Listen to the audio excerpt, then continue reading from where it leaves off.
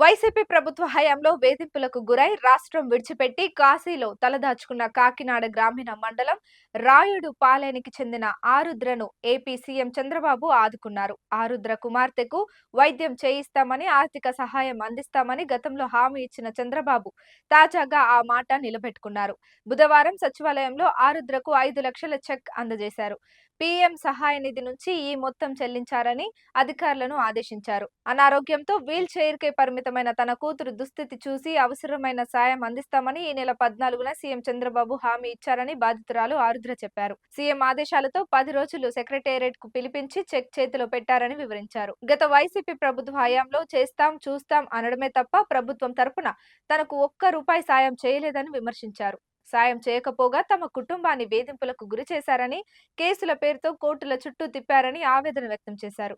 YCP నేతల అరాచకాలు తట్టుకోలేక ఇల్లు, వాకిలి వదిలిపెట్టి వెళ్లి కాశీలో తలదాచుకున్నామని ఆరుద్ర కన్నీటి పర్యంతమయ్యారు.